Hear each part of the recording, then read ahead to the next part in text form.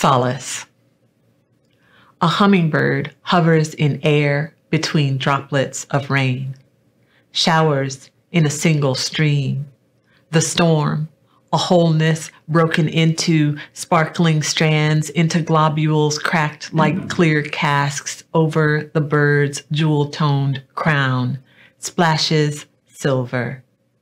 Delight wings. Go, little rock star, 40 beats per second.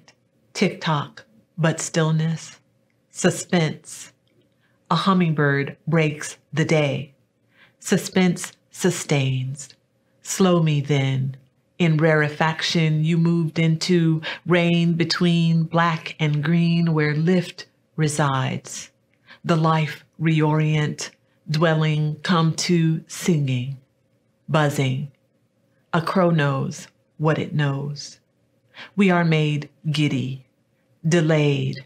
A shared vibration holds us up, black, greening every span of shade to determine the shape of the body's inclination, the density of the air, folded like a note, passed between two huddled girls, laughter. Ruby throats.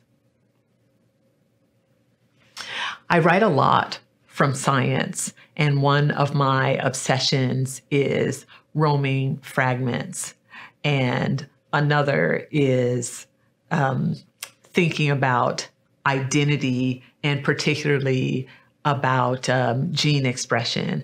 I wrote a book called Open Interval, in which I did a meditation on my own name, using our Lyrae stars with which I share a name, but also thinking about the body and elements of my identity that may not be visible to people, one of which is that I have the sickle cell trait. And I think a lot about that mutation, how it might have happened, what it looks like when you focus in on something like that in the body. I want to reflect that kind of thing in my poems when I'm writing, how the poem might come from a poetic lineage, for example, of other poets who are thinking about science and write from that and teach me how to write and read from science. So someone like June Jordan or Lucille Clifton, who wrote the Book of Light, and based on her name, Lucille, thinking about how light breaks things apart, for example. So in a poem like this, I want to make visible the fragments that come together to make the poem, both in terms of breaking up the sentences and including the punctuation that I use that I call bonds in the sentences to see how fragments have come together to make the wholeness of the poem. But even thinking about the structure of the poem itself, this poem is a formal poem called a haibun. A haibun is made up of a prose journal description and a haiku. So the way that those two forms work together and are held together in the poem is one of the ways that I reflect that thinking about roaming fragments.